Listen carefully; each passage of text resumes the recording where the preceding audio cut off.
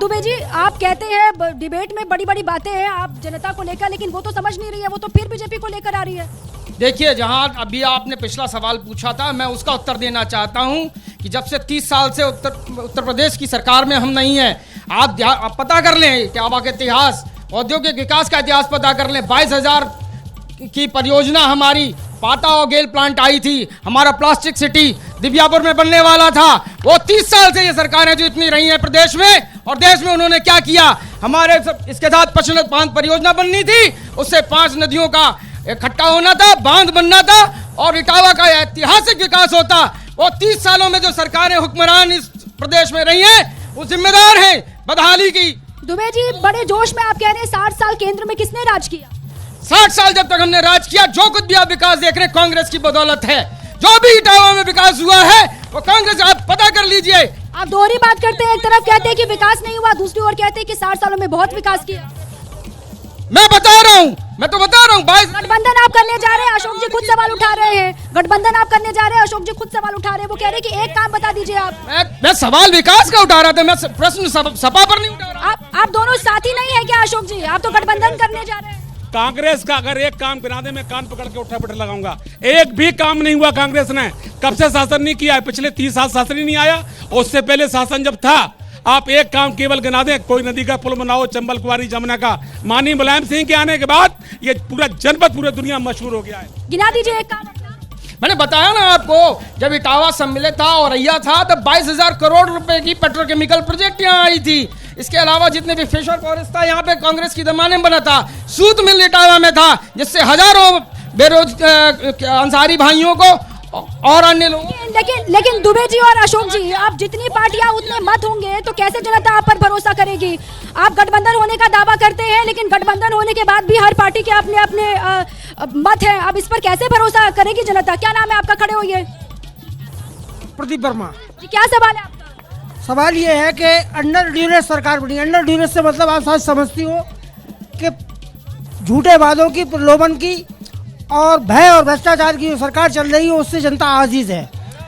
चाहे मुद्दा किसानों का हो, नौजवानों का हो, ये तमाम और मुद्दे हैं।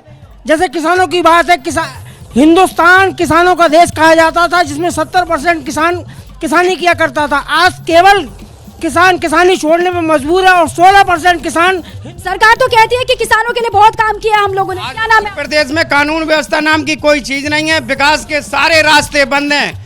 लॉ एंड ऑर्डर बहुत मजबूत है, ये तो सरकार का सबसे बड़ा एजेंडा है। पहले तो आप ये बताइए, यहाँ पे जो जनता बैठी हुई है, भारतीय जनता पार्टी यहाँ पे मैदान छोड़ के भाग गई है। किसान अपनी आवाज उठा रहे हैं। क्या विपक्ष में इतनी वो नहीं है बात कि विपक्ष अपनी बात कह सके, किसान अपनी बात कह सके? भारतीय जनता पार्टी के मौजूदा सांसद हैं माननीय रामशंकर कठेरिया जी, और वो मैदान छोड़ के भाग गए हैं। क्या वो जनता के प्रश्नों का उत्तर नहीं देना चाहते थे? क्या करते हैं आप? मैं स्टूडेंट हूँ, पढ़ाई पढ़ रहा हूँ। सपा के नेता तो नहीं है? नहीं, मैं सपा का नेता नहीं हूँ। आप बताइए क्या सवाल है आपका? हमारा सवाल ये है कि 5 साल तो आप मोदी को दिखाते हो, एक दिन जनता को सुनने आए हो। तो जनता अपनी समस्याएं बताइए ना, अपनी समस्याएं बताइए। क्या नाम है आपका? आप पूछिए, युवाओं के मुद्दे क्या है इधर? हमारा मुद्दा है रोजगार, हमें रोजगार चाहिए। रोजगार का मुद्दा यहाँ पर बहुत हावी है। रोजगार के मुद्दे पर, महंगाई के मुद्दे पर यहाँ की जनता भी ये कह रही है कि इसी पर वोटिंग होनी चाहिए।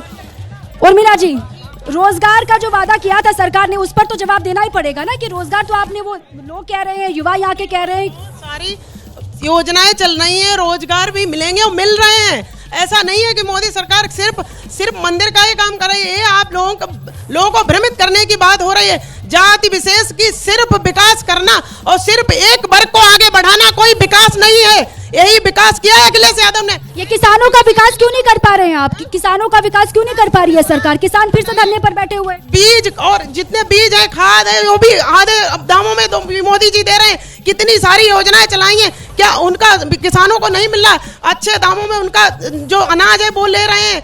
कभी कितनी प्रॉब्लम होती थी पहले, इस अखिलेश सरकार थी, सिर्फ उन्होंने सिर्फ सफाई का विकास किया है। अब मैं किसी जाति राजनीति पर उस पर टिप्पणी नहीं करना चाहूँगा। अशोक जी, किसानों के लिए जितना काम मौजूदा सरकार ने किया, बता दीजिए अगर पिछली सरकारों ने किया। अगर किया होता तो आज ये रामशंकर जी, मैं साथियों के भागते नहीं। अगर किसानों के लिए काम होता, आप समझिए देश में 1,25,000 किसान हर साल मरता है। किसान की जो MSP है वो इतनी कम है। मैं तो पढ़ता लिखता रहता हूँ, 75 में केवल 119 रुपए थी, आज 2000 तक पहुंची है। हर चीज की कीमत बढ़ी, लेकिन किसान आज भी बदहाल है। ये आप जाके मंडी में देखिए, 8-8 दिन सर्दी पड़ा तब उसे पेमेंट मिलता है, कभी नहीं मिलता है। तभी ये लोग आए हैं। पिछले बार 1 साल लगातार आंदोलन चला, 700 लोग मरे उसमें। बिल्कुल बिल्कुल ठीक है। अब किसानों के मुद्दे पर सरकार ये कहती है कि जितना काम इस सरकार में हुआ उतना काम कभी हुआ ही नहीं, लेकिन विपक्ष के अपने अपने मुद्दे हैं। जैसे ही घड़ी का काटा दोपहर 2:30 पे आए, बबीता जी का दिल सास बहू साजिश के लिए मचल जाए। और ये है इनकी बहू, पूरे दिन ऑफिस की टेंशन हो जाए गॉन जब ये करें अपना फेवरेट शो फ्री टाइम पे ऑन। इनकी तरह आप भी देखिए अपना फेवरेट शो अपने टाइम पर और डाउनलोड कीजिए ABP लाइव ऐप अपने स्मार्ट टीवी पर।